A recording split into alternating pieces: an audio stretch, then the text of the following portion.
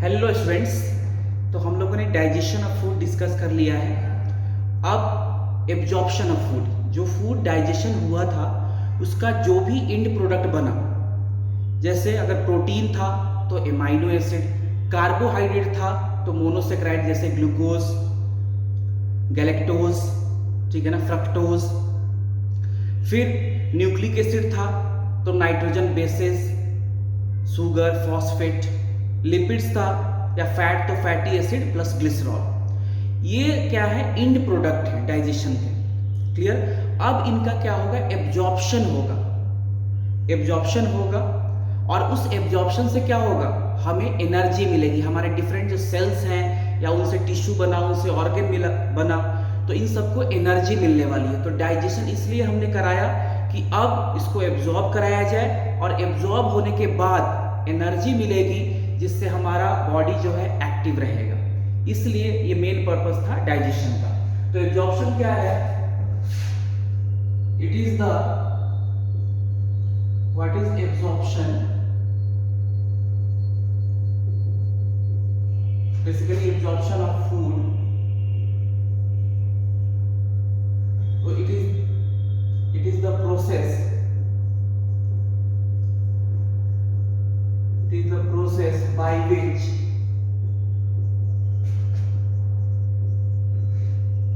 end products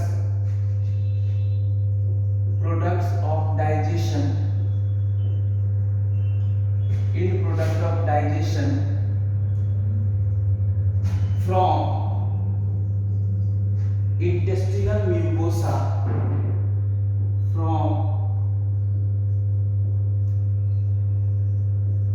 from intestinal mucosa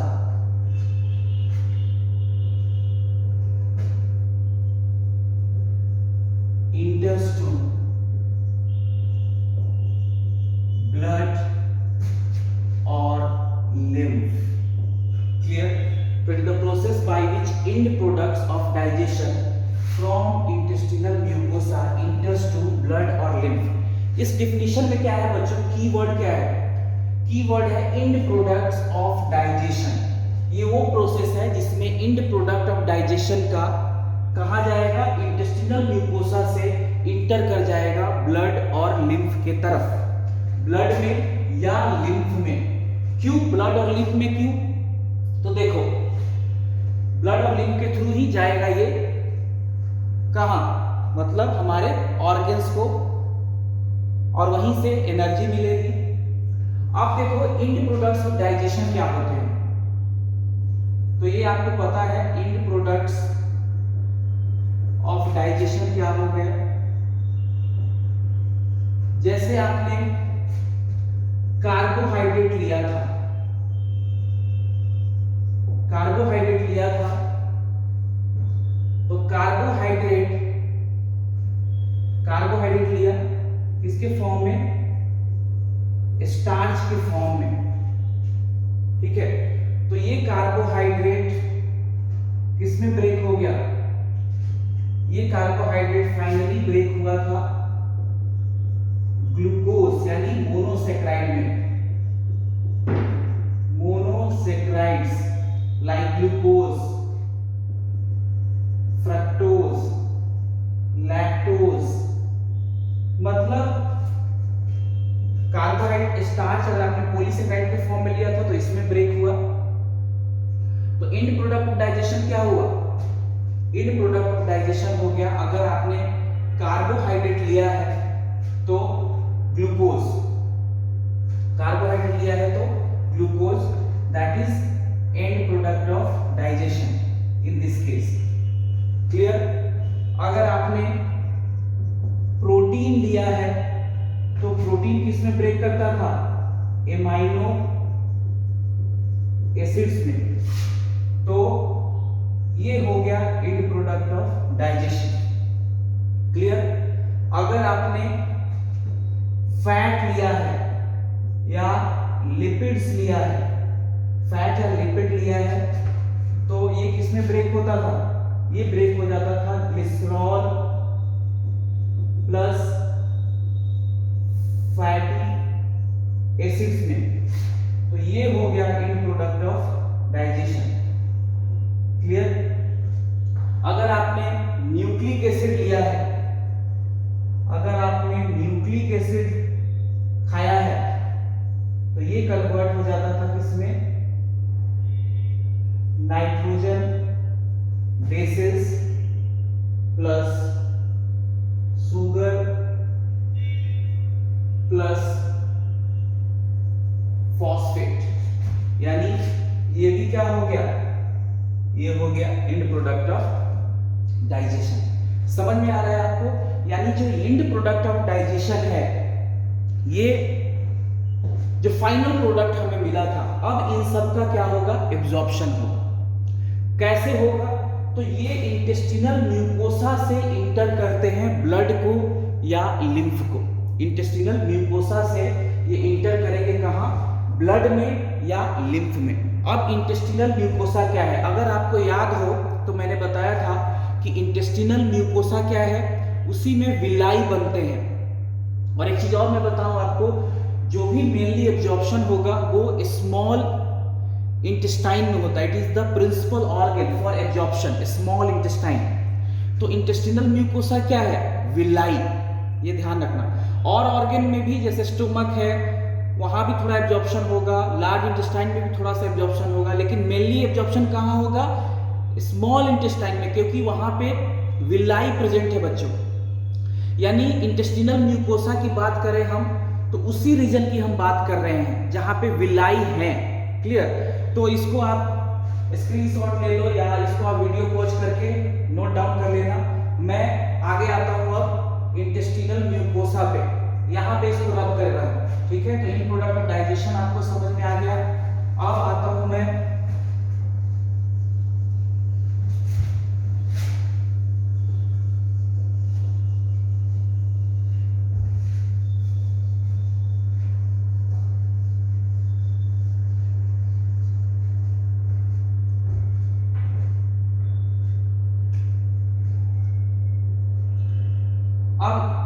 intestinal mucosa क्या है बच्चों? म्यूकोसा एलिमेंट्री कैनाल की सबसे अंदर वाली लेयर है, और इंटेस्टिनल का मतलब कि स्मॉल इंटेस्टाइन के रीजन में। और स्मॉल इंटेस्टाइन के रीजन में म्यूकोसा क्या बनाता था? अगर आपको याद हो, म्यूकोसा बनाता था विलाई, ऐसे फिंगर जैसी फोल्डिंग्स, विलाई बनाता था इस तरह का।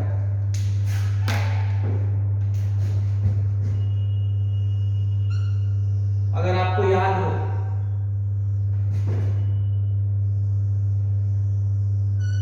इस तरह से ये फिंगर जैसी फोल्डिंग्स बनती थी जिसको विलाई बोलते थे। और अगर आपको याद हो, यहीं पे क्या होता था? बहुत सारी ब्लड कैपिलरीज, ये बहुत सारी ब्लड कैपिलरीज इस तरह से प्रेजेंट होती थी। और यहाँ पे एक बहुत बड़ा एक लार्ज लिम्फ वेसल होता था। ठीक है? जिसको बोलते थे हम क्या बच्चों? इसको बोलते थे lacteal lymph vessel, that is lacteal. L for lymph vessel, L for lacteal. तो ये लैक्टियल भी यहाँ पे प्रेजेंट है इस तरह से। क्लियर? तो ये लैक्टियल है। तो अब क्या होता है देखो, और यहीं पे अगर आपको पता हो तो ये विलाई का क्या था? ये विलाई का एब्जॉर्प्टिव पार्ट था बच्चों। ये था एब्जॉर्प्टिव पार्ट विलाई का। यहाँ पे विलाई में एब्जॉर्प्शन होता है, आपको पता है, सरफेस एरिया को इंक्रीज करते हैं और यहीं पे एब्जॉर्प्शन होता है। यही जो सारा पार्ट है दैट इज इंटेस्टिनल म्यूकोसा, क्योंकि आपने पढ़ा है कि म्यूकोसा इंटेस्टाइन के रीजन में विलाई बनाएगा। और यहीं पे बच्चों सेल्स होते थे। सेल्स, अगर आपको याद है, इस तरह से हमने सेल्स बनाए थे, बहुत सारे सेल्स इस तरह से। और इन सेल्स में इस तरह से माइक्रोविलाई था, और इन्हीं सेल्स को हमने बोला था इंट्रोसाइट। और यही सेल जब नीचे आते हैं, सेम सेल जब नीचे आते हैं तो क्या बनाते हैं? यही सेल बनाते हैं क्रिप्स ऑफ लीवर क्यूब, इन्हीं सेल से। अब यहां पे ये सेल जो है, ये है सिक्रीटरी तो ये हो गया एब्जॉर्प्टिव पार्ट ऑफ विलाई, ये याद रखना है आपको। ये यहां से यहां तक हुआ सिक्रीटरी पार्ट ऑफ विलाई, मतलब यहाँ पे कुछ ना कुछ सिक्रीशन हो रहा है। यही सेल्स जो थे अब यहाँ पे आ गए हैं और इन्होंने क्या बनाया, इन्होंने बनाया इंटेस्टिनल ग्लैंड, क्रिप्स ऑफ लीवरक्यूल, ठीक है ना। तो इन्होंने ही बनाया, यही जो सेल है इन्हीं का नाम है इंट्रोसाइट, वही सेल इंट्रोसाइट। एनसीईआरटी इसको बोल रही है brush border cells, brush border cells. और यही ब्रश बॉर्डर सेल्स प्रोड्यूस करते हैं क्या, इंटेस्टिनल जूस। कैसे, यही सेल है ना, यही सेल है क्रिप्स ऑफ लीवरक्यूल के। तो ये बना क्रिप्स ऑफ लीवरक्यूल, ये जो सिक्रीटरी पार्ट है यही बना क्या, ओवरऑल बना। देखो ओवरऑल क्या होता है, क्रिप्स ऑफ लीवरक्यूल, that is what, intestinal gland. ये एक इंटेस्टिनल ग्लैंड है और इसी इंटेस्टिनल ग्लैंड में बहुत सारे सेल्स हैं। जैसे एक सेल हो गया ब्रश बॉर्डर सेल, ये हो गया ब्रश बॉर्डर सेल्स, कुछ हो गए ब्रश बॉर्डर सेल्स हैं, कुछ इसी में पैनिक सेल है, इसी इंटेस्टिनल ग्लैंड में कुछ पैनिक सेल जैसा बन जाएंगे। यही इंट्रोसाइट्स मॉडिफाई हो जाता है, पैनिक सेल बन गए। फिर यहीं पे कुछ गोबलेट सेल भी हैं, ठीक है, जो म्यूकस, ठीक है ना। तो brush border generally enzyme secrete करता है, इंजाइम्स ऑफ इंटेस्टिनल जूस। तो ये सारा कुछ हमने आपको बताया हुआ है, तो एक बार और मैंने रिवाइज करा दिया। पैनिक सेल लाइसोजाइम सिक्रीट करते हैं, गोबलेट सेल म्यूकस सिक्रीट करता है, समझ में आ रहा है। यानी यहीं से देखो, यानी यही पूरा इंटेस्टिनल म्यूकोसा है। तो इसी इंटेस्टिनल म्यूकोसा में क्या होगा, इंटेस्टिनल म्यूकोसा का ही पूरा पार्ट है ये, विलाई भी, ये सेल भी, सारा कुछ क्या है, इंटेस्टिनल म्यूकोसा है बच्चों। तो ये जो पूरा पार्ट है यही इंटेस्टिनल म्यूकोसा है, पूरा यहाँ सब इंटेस्टिनल म्यूकोसा है, समझ में आ रहा है आपको। यानी यही है इंटेस्टिनल म्यूकोसा, क्लियर। तो ये पूरा जो विलाई से लेकर पूरा पार्ट, मतलब विलाई का भी पार्ट, ये पूरा पार्ट सारा, यानी इंटेस्टिनल म्यूकोसा क्या हो गया, विलाई हो गया प्लस इंट्रोसाइट्स हो गए या ब्रश बॉर्डर सेल्स बोलो, तो ये सारा इंटेस्टिनल म्यूकोसा है। अब यहां से बोल रहा है कि and product of digestion from intestinal mucosa से कहां जाएगा, ब्लड में या लिम्फ में, ठीक है।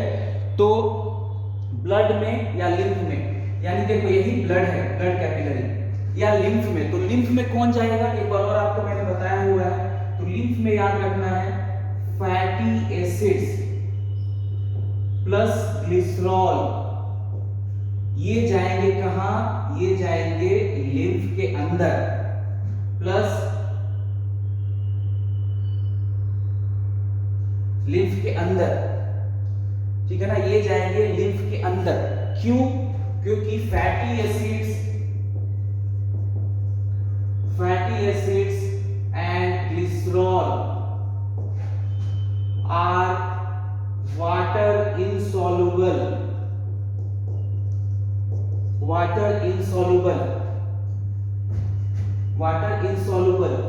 and blood having a component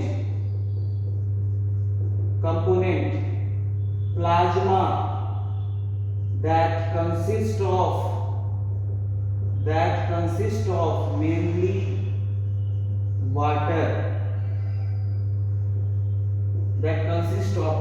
water, तो इसीलिए इनके पास मजबूरी है, जो ब्लड है उसमें प्लाज्मा है, प्लाज्मा में वाटर है, तो ये वाटर में जा ही नहीं सकते क्योंकि वाटर इनसॉल्युबल होते हैं, पहली बात, क्लियर। तो इस कारण से पहले लिम्फ में जाएंगे। दूसरी बात क्या है कि इनका साइज, अच्छा पहले बात कर लेते हैं कौन जाएगा ब्लड में।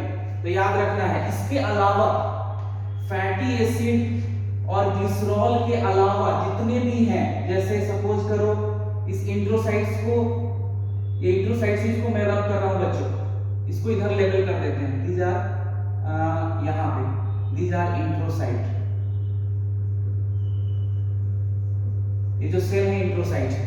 अब अगर सपोज करो ग्लूकोज है तो ग्लूकोज जाएगा ब्लड में, अगर एमाइनो एसिड है तो ये कहां जाएंगे, ये जाएंगे ब्लड में। कुछ भी हो, वाटर हो, इलेक्ट्रोलाइट्स हो, इन दोनों को छोड़ के जितनी चीजें हैं, इलेक्ट्रोलाइट्स, सारा कुछ जाएगा कहां, ब्लड में, सारा जाएगा ब्लड में। समझ में आ रहा है आपको?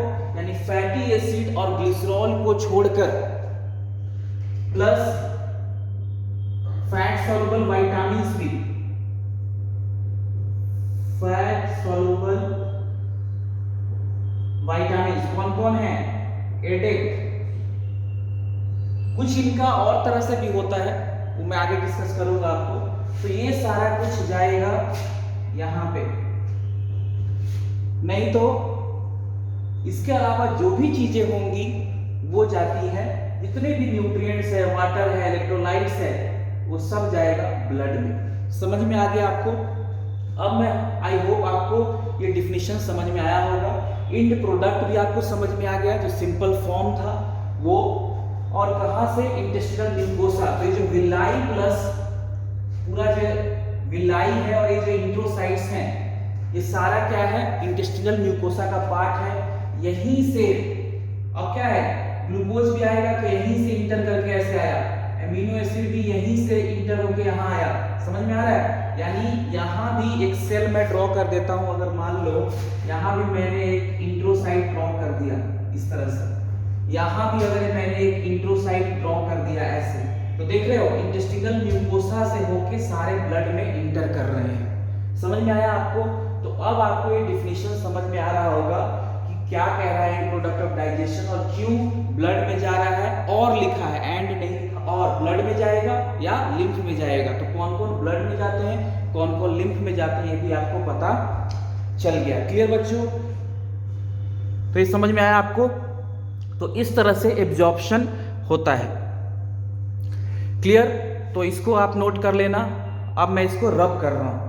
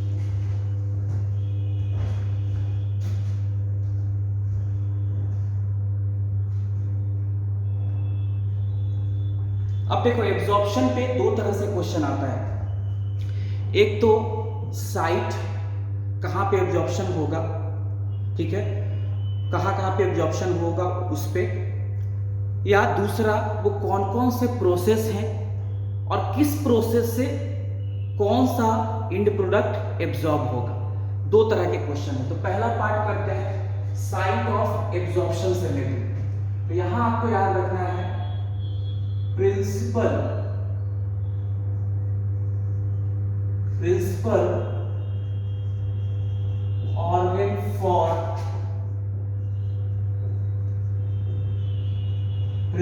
organ for absorption. Principal organ for absorption is small intestine. यानी मैक्सिमम चीजें इसी स्मॉल इंटेस्टाइन में एब्जॉर्ब हो जाती है, मैक्सिमम। स्मॉल इंटेस्टाइन में भी अगर आप बात करो तो स्मॉल इंटेस्टाइन में 3 पार्ट है बच्चों। एक है डिओडेनम, दूसरा है जेजेनम, और तीसरा पार्ट है इलियम। जेजेनम में अगर जेजेनम की बात करें तो यहाँ पे मैक्सिमम एब्जॉर्प्शन इन तीनों में, ओवरऑल स्मॉल इंटेस्टाइन में वहीं पे एब्जॉर्प्शन होता है। जेजेनम में बात करोगे तो मैक्सिमम एब्जॉर्प्शन यहाँ है। एब्जॉर्प्शन क्यों है मैक्सिमम एब्जॉर्प्शन? क्योंकि सबसे ज्यादा विलाई यहीं पे प्रेजेंट है। Maximum absorption occurs in jejunum due to more number of villi। तो जितने विलाई होंगे उतना एब्जॉर्प्शन हो जाएगा, ठीक है, तो ये याद रखना है। अब डिओडेनम, डिओडेनम में क्या एब्जॉर्प्शन होगा तो याद रखना है कैल्शियम और आयरन यहां एब्जॉर्ब होते हैं डिओडेनम में, बस दो ही चीज। इलियम में जो बाइल सॉल्ट्स इमल्सिफिकेशन कराता है उसका कुछ पार्ट एब्जॉर्ब कर लिया जाता है क्योंकि बार बार ना बनाना पड़े, तो बाइल सॉल्ट्स और एक विटामिन याद रखो B12। B12 और जगह भी एब्जॉर्ब होगा लेकिन इलियम में भी एब्जॉर्ब होता है। जेजेनम में क्या एब्जॉर्ब होगा तो याद रखना है आपको ग्लूकोज, ठीक है, गैलेक्टोज, जितने भी मोनोसेक्राइड हैं, फ्रक्टोज, ग्लूकोज, गैलेक्टोज, फ्रक्टोज, फिर एमाइनो एसिड्स,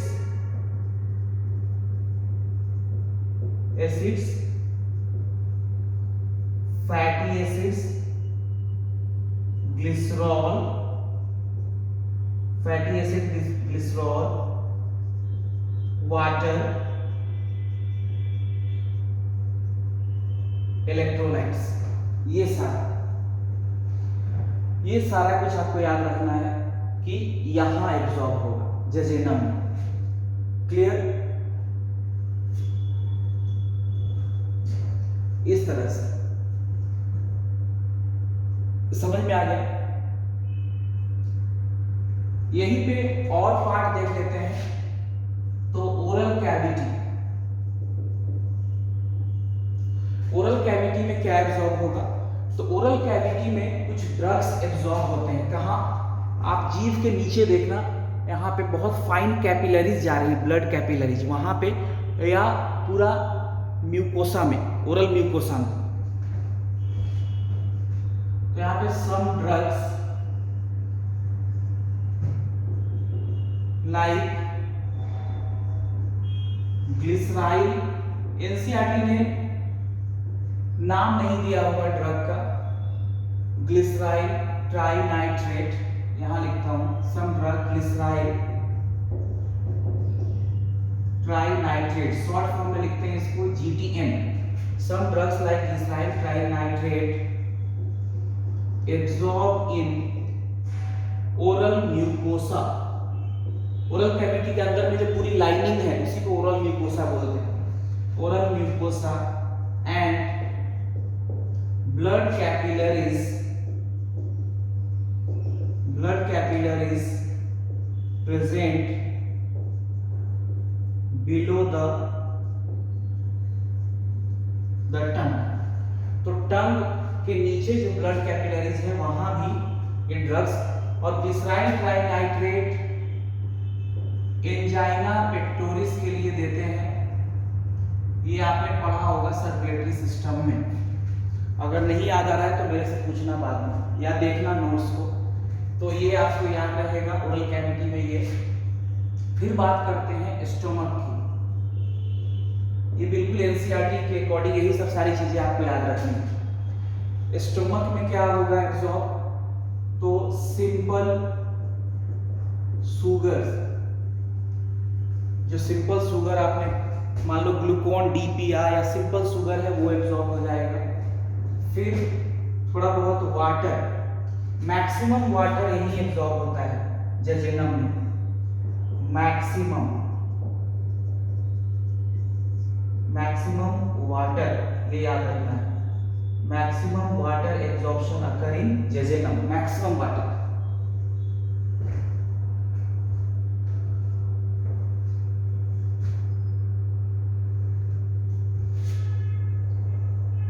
ठीक है ना, तो 8 to 10 लीटर तक वाटर, यहाँ पे 8 to 10 लीटर तक वाटर एब्जॉर्ब होगा पर डे। तो कैल्शियम आयरन यहाँ डिओडेनम में, मैक्सिमम वाटर जजेनम में, यहाँ थोड़ा सा वाटर यहाँ भी स्टोमक में। फिर एल्कोहल, एल्कोहल मेनली यही पे एब्जॉर्ब होता है ज्यादातर, एल्कोहल एंड कुछ ड्रग्स हैं जैसे एस्पिरिन, ये पेन किलर है, ये पेन किलर है, एनाल्जेसिक, तो ये भी बच्चों यहीं पे एब्जॉर्ब हो जाए। क्लियर? तो स्टोमक हो गया यहाँ पे, ये सारा कुछ याद रखना है आपको, बिल्कुल एनसीईआरटी के अकॉर्डिंग बता रहा हूँ, थोड़ा सा ऐड है। एनसीईआरटी में स्मॉल इंटेस्टाइन में पार्ट वाइज नहीं दिया हुआ, सिर्फ स्मॉल इंटेस्टाइन ही लिखा है और सारी चीजें ये लिखी हुई हैं उसमें। क्लियर? तो इस तरह से स्मॉल इंटेस्टाइन में उन्होंने ड्यूडेनम, जजेनम और इलियम नहीं लिखा, इस तरह से लिखा हुआ है। क्लियर? तो ये याद रखना। इसके बाद आते हैं लार्ज इंटेस्टाइन। लार्ज इंटेस्टाइन में वाटर, और वो भी कहाँ, कोलोन में। जो भी फूड में वाटर रहता है वो यही एब्जॉर्ब होता है। कहाँ वाला वाटर? वाटर फ्रॉम फूड, तो जो भी खाने में वाटर हमने लिया, ठीक है, खाने में जो भी वाटर होगा ये यही एब्जॉर्ब होगा। ओके, तो वाटर कौन सा? प्रेजेंट इन फूड, तो वाटर प्रेजेंट इन फूड जो है वो यही एब्जॉर्ब होगा कोलोन में। ठीक है, लेकिन मैक्सिमम वाटर जजेनम में, ये याद रखना है, 8 to 10 लीटर तक यहाँ पे एब्जॉर्ब होता है, इतना ज्यादा। तो ये हो गया। अब क्लियर? अब वाटर, फिर वाटर का कुछ यहाँ पे मिनरल्स, इस तरह से एनसीईआरटी लिखा है, कुछ मिनरल्स यहाँ पे एब्जॉर्ब होते हैं और कुछ ड्रग्स भी यहाँ पे एब्जॉर्ब हो जाते हैं लार्ज इंटेस्टाइन में। लार्ज इंटेस्टाइन में एक और चीज याद रखना, कोलोन में यहाँ पे शॉर्ट चेन फैटी एसिड्स, फिर vitamin B12, vitamin K, vitamin B1, vitamin B2, बहुत सारे विटामिन ये एब्जॉर्ब होंगे कहाँ? कोलोन में। और ये प्रोड्यूस किससे होते हैं? These are produced by E coli, this is a bacteria, E coli bacteria, produced by E. coli bacteria from undigested food or feces। तो फिशेस से जो भी शॉर्ट चेन फैटी एसिड है, विटामिन B12 है, मतलब ये विटामिन हम बाहर से भी लेते हैं, हमारे बॉडी में भी बनाते हैं बैक्टीरिया, ये याद रखना है। तो शॉर्ट चेन फैटी एसिड जो बैक्टीरिया ने बनाया था, विटामिन B12 जो बैक्टीरिया ने बनाया है, विटामिन K जो बैक्टीरिया ने बनाया है, विटामिन B1 जो बैक्टीरिया ने बनाया है, विटामिन B2 जो बैक्टीरिया ने बनाया है, ये कोलोन में एब्जॉर्ब हो जाता है। ठीक है ना, कोलोन में ये याद रखना है। क्लियर?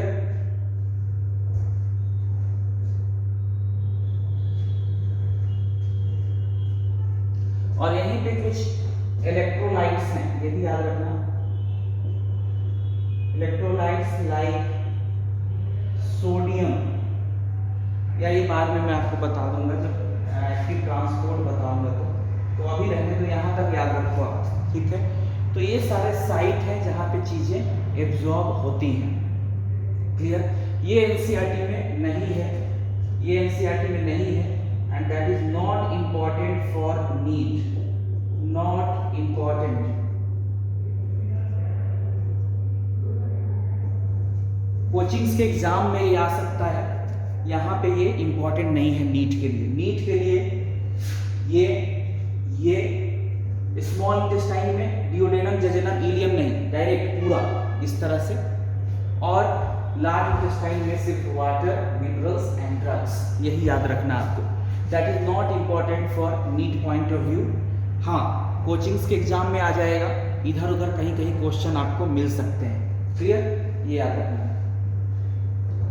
तो ये तो पहला टाइप हो गया क्वेश्चन का बच्चों, जब क्वेश्चन साइट से आ सकता है कि किस साइट पे क्या एब्जॉर्प्शन होता है। तो इसको ऐसे भी आप लिख सकते हो, इस तरह से हेडिंग डाल दो, site of absorption, site of absorption. Clear, तो ये हो गया साइट ऑफ एब्जॉर्प्शन, इस तरह से याद कर लो इसको। क्लियर, तो इसको नोट कर लेना, आप याद कर लेना, बहुत इंपॉर्टेंट है, और एनसीईआरटी वाला तो और भी इंपॉर्टेंट है। क्लियर, तो ये याद कर लेना आप। अब हम आते हैं वो कौन कौन से प्रोसेस हैं जिससे एब्जॉर्प्शन होता है, वो कौन कौन से प्रोसेस हैं जिससे एब्जॉर्प्शन होता है। क्लियर, तो इसको बच्चों मैं रब कर रहा हूँ।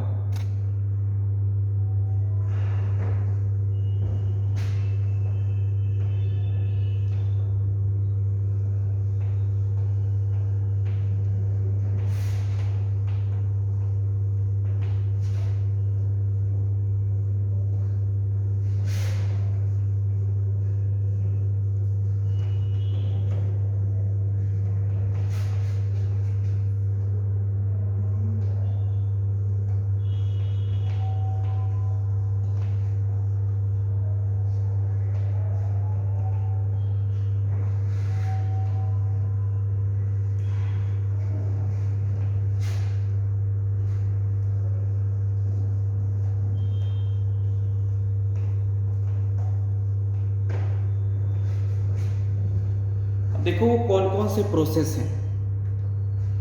तो next is process of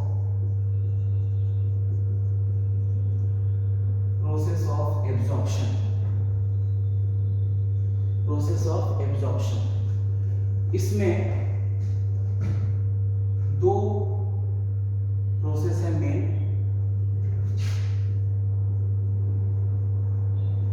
active transport